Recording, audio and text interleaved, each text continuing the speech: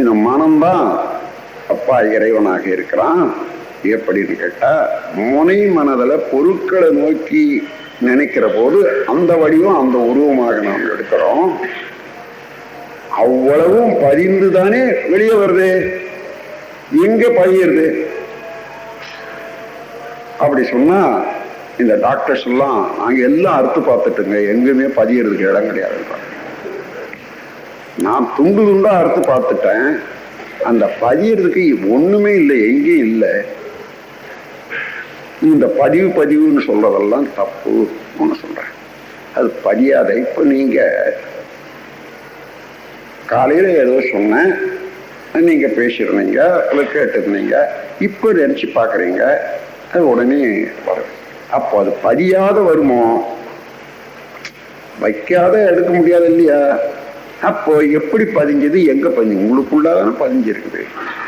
அந்த அளவுக்கு கூட ஒத்துக்கொள்றதுக்கு விட முடியாத இத இன்டலெக்சுவல் அரகன்ஸ்ன்றது அப்படி ஒரு சில அது இருக்கு. அதனால அவர்களையெல்லாம் குறை சொல்றதோ அவங்களோட டிஸ்கஷன் பண்றதோ முடியாது, தேவையே இல்லை. உண்மை உடனும் என்ற எண்ணம் உடையவர்களை தூக்கி விடலாம். வெளியே வரணும் நான் என்று நினைக்கிறவர்களுக்கு கை கொடுத்தா வந்துருவான். அப்படி இல்லாதவர்களா இருந்தா நம்மையும் தான் எழுத்தும் போய் அதிலே போட்டுருவோம். ஆகவே இத்தனை வழிகள் மூலமாக இறைநிலையை உணர்த்தலாம்.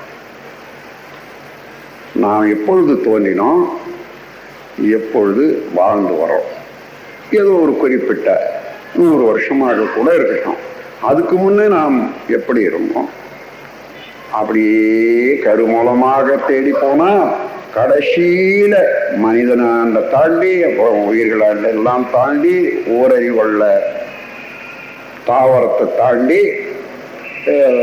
ஒரு பருப்பொருளாக உள்ள சில பொருள், பிறகு அணுவில இருந்து பரமாணு, பரமாணுவிலிருந்து பரமசிவம் என்ற அளவில் போய் தான் முடியும். அங்கே இருந்து இன்று வரையில வந்த கதையில எங்கேயாயிலும் லீவ் எடுத்துக்கிறோமா? எங்கேயாயிலும் விட்டு போய் இருக்குமா? இல்லவே இல்லை. இது தொடர் கதை தான்.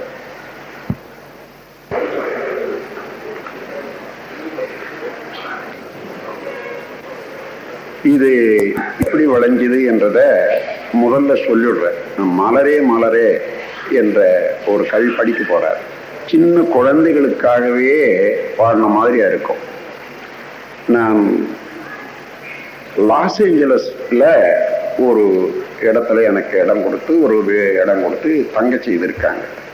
தங்கிட்டே இருக்கேன். அப்போ அவர்கள் வீட்டு வாசல்ல ஒரு மலர், ரோஜான்னா இங்க இருக்கக்கூடிய ரோஜா மாதிரி இப்ப வர வர பார்த்தா பெரிய ரோஜா வருது. அங்கிருந்து விதை கொண்டு வந்திருக்காங்க பொழுது. அங்க எல்லாம் அவ்வளவு பெருசு இருக்குங்க ரோஜா. ஒரு ரோஜா $4 இருக்கும் ஒரு இடத்துல. $4ன்னா 60 ரூபாய் இங்க. இப்போ ஒரு ரோஜா மலர் யாரும் கிள்ளவே மாட்டாங்க. அந்தந்த வீட்டுல அப்படியே பூத்து இருக்கும், அழகுக்கு பார்த்துட்டு தான் இருப்பாங்க. அப்போ அதை பார்க்கிற போது இந்த சூரிய ஒளியிலையும் இதையும் ரொம்ப அழகா இருக்கும். அப்படியே பார்த்து கொண்டே இருந்தேன். அந்த நேரத்துல எந்த உள்ளுணர்வு என்ன வந்ததோ அதை அந்த மலரும் மனிதனும் பேசுற மாதிரியாக அந்த கவி அப்பொழுதே எழுதுந்து இப்ப படிக்க போறார். மலரே மலரே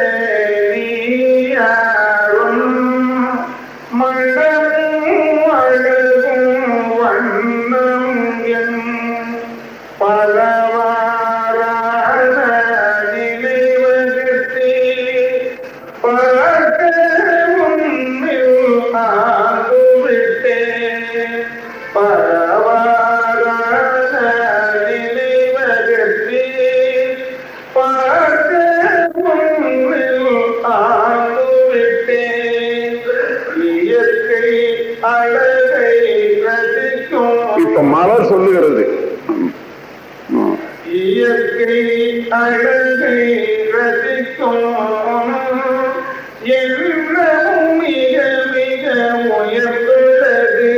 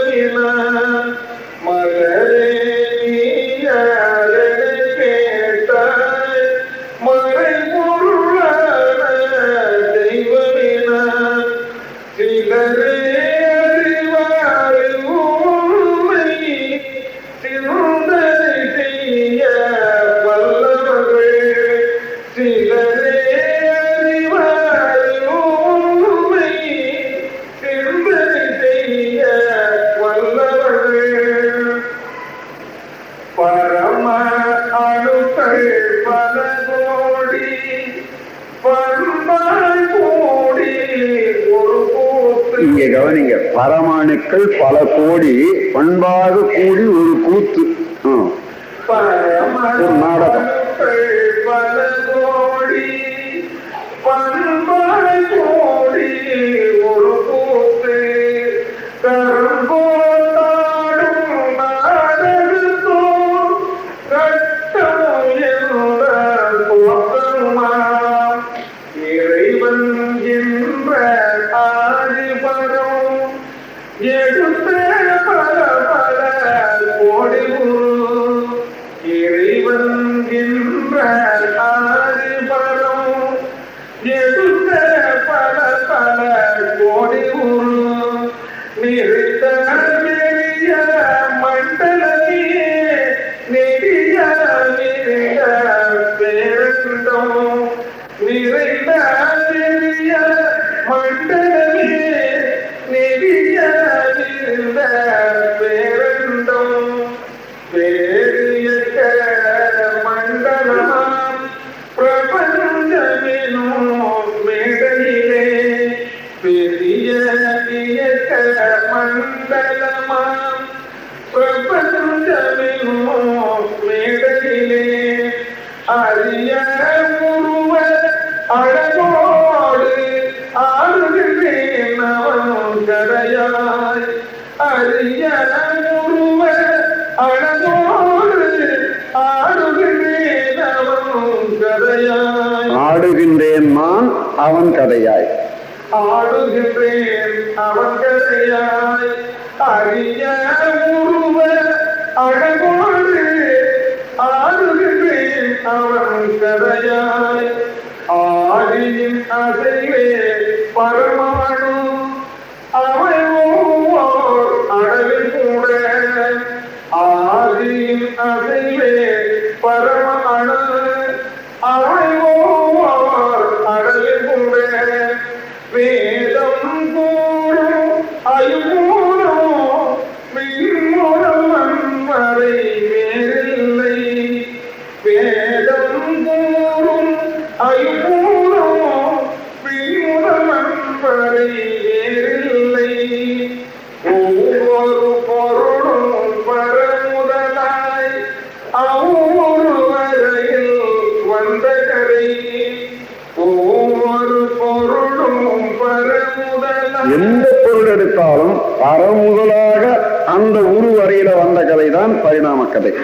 ஒவ்வொரு பொருளும் பரமுதலாய் அவ்வொரு வரையில் வந்த கதை செல்விய சிறுதொல் பரிணாமம் சிறுமை உணர்வாய் நீயுமதே செல்விய சொருதொல் பரிணாமம் சிறுமை உணர்வாய் நீயுமதே என்னை கண்ணால் பார்வலராய் எனதவை புணர அனுப்பூட்டே என்னை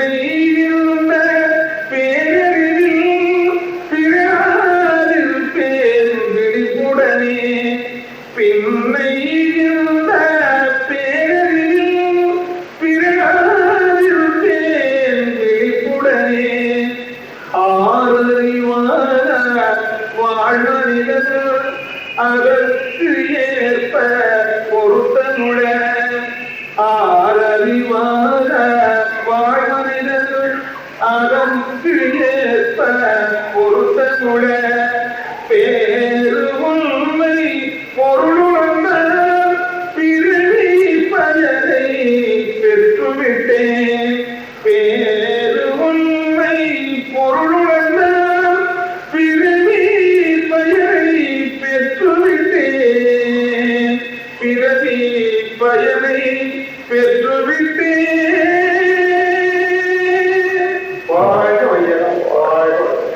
இதே வருங்காலத்துல நமது குழந்தைகள், பிற்காலத்துல வரக்கூடிய குழந்தைகள் இந்த பாடலை குழந்தை பாடலாகவே பாடிக்கொண்டிருப்பாங்க.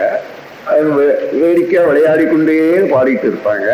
பெரியவங்க காதல விழும். இந்த உண்மை பொருள் சிறு பிள்ளைகள் வாயிலாக பெரியவங்க உணரக்கூடிய அளவுக்கு இன்னைக்கு டப்பா பாட்டெல்லாம் பாடிட்டு இருக்காங்க. இதுக்கு பதிலா இந்த பாடல்களை பாட பாட அதன் மூலமாகவே பெரியவர்களுக்கு கூட இந்த உண்மை உணர்வுல தலைக்க செய்ய முடியும் என்ற எண்ணம் இந்த பாடல் எழுதின பிறகு அது வந்தது. அதே கருத்து பிற்காலத்துல இப்போ உடனே ஏற்றுக்கொள்ள மாட்டாங்க. ஸ்கூல்ல எல்லாம் சொல்லி கொடுக்கலாம். ஆனா ஒரு ஸ்கூல் இப்போ சுண்டக்காமுத்தூர்ல குழந்தைகள் பள்ளிக்கூடம் வச்சிருக்காங்க. அந்த குழந்தைகள் இந்த பாடலை பாடுறாங்க. ரொம்ப நல்லா இருக்கு. எல்லா இதுவும் சேர்ந்துக்கிட்டு கையில மலரை வச்சுக்கிட்டு மலரே மலரே நீயாகும் மனமும் அழகும் வண்ணமும் என் பலவாறான நிலை அகற்றி பார்க்க ஒன்னில் நான் ஆழ்ந்தேன் என்று சொல்ற மாதிரியாக கையாட்டி காலாட்டி குழந்தைகள் எல்லாம் பாடும்போது ரொம்ப அழகா இருக்கும். அந்த மாதிரி அந்த கருத்தோட நண்பர்களே, இப்பொழுது சுருக்கமாக ஒரு 2 நிமிஷத்துல இந்த இதை முடிச்சிடறோம். இப்போ இதை பார்த்தோம். பார்த்து பிரிக்கிற போது விண் தான் நுண்ணிய துகள் பல சேர்ந்து தான் இதுவாச்சுன்னு பார்த்தோம். விண்ணும் பரம் என்ற ஒரு சுத்த வெளியினுடைய சுழற்சி அலை விண் என்று எடுத்துக்கணும். அப்போ எந்த தோற்றப்பொருள் எடுத்தாலும் அந்த தோற்றப்பொருள்ல முதல்ல விண்ணை காணுங்க. அந்த விண்ணை கண்ட பிறகு விண்ணுக்கு உரிய மூலக்கர்த்தாவாகிய இறைநிலையை காண்போம். இறைவன் தான் அந்த பொருளாக இருக்கிறான். ஆனா முதல்ல அணுவாக மாறி அணுக்கள் இணைந்த போது அந்த பொருளாக இருக்கிறான். அது ஆகிறதுக்கு பல காலம் பரிணாமத்துல அந்த கூட்டி சேர்க்கையில பிரிஞ்சு இந்த நிலையில வந்திருக்கிறான் என்ற போது எந்த பொருளை பார்த்தாலும் அவனன்றி வேறு இல்லை என்ற கருத்துக்கு வந்துட்டோம்னா, நீங்க இப்போ ஆப்பிள பார்த்தாலும் யாரை பார்க்கிறோம்? அவனேதான் பார்க்கிறோம். ஆப்பிள் என்ற வடிவத்தில் மனிதனே பார்க்கிறோம். அவனேதான் பார்க்கிறோம் மனிதன் என்ற வடிவத்தில். அதே போல இரும்பு பார்க்கிறோம், நிலவை பார்க்கிறோம். எந்த பொருளை பார்த்தாலும் இது வேறு சொல்லால உருவத்தால நேம் அது நாமம் வேறு உருவம் வேறு. ஆனா உட்பொருளை உணர்ற போது அவனையே தான் பாரு. இந்த அளவுல அறிவை விழிப்பு நிலையில வச்சுக்கொண்டு எந்த பொருளையும் அவனே பார்க்கக்கூடிய ஒரு அறிவு, அது மறவாது இருக்கக்கூடிய விழிப்பு நிலையும் வறுமையானால், அதுதான் கீதையில கண்ணன் வாயிலாக ஒரு மகான் எழுதியிருக்கிறது. எந்த பொருளிலேயும் என்னை காண வல்லவன் எவனோ அவனை விட்டு நான் நீங்குவதில்லை, அவன் என்னை விட்டு நீங்குவதில்லை என்ற ஒரு கருத்து இதைத்தான் என்று கூறி, நீங்களும் இப்போ இங்க இருந்து கொண்டே எந்த பொருளை பார்த்தாலும் அந்த முதல்ல அந்த தோற்றத்தை கழித்து அணுவுக்கு வந்து, அந்த அணு என்பது ஒன்றுமில்லை, ஒரு சுழல் அலைதான். ஆகவே அந்த சுழற்சி நிறுத்திட்ட பிறகு பிரம்மன் தான் சுழற்சியாக இருக்கிறது. அதுதான் தோற்றமாக இருக்கிற போது பல பொருட்களாக இருக்கிறது என்ற நிலையில எல்லா பொருட்களையும் அவனை காணக்கூடிய ஒரு அறிவுக்கு, விழிப்பு நிலைக்கு பழகி கொள்ளுங்க. ரொம்ப சிரமம் இல்லை, கஷ்டம் இல்லை, உங்களுக்கு எளிது.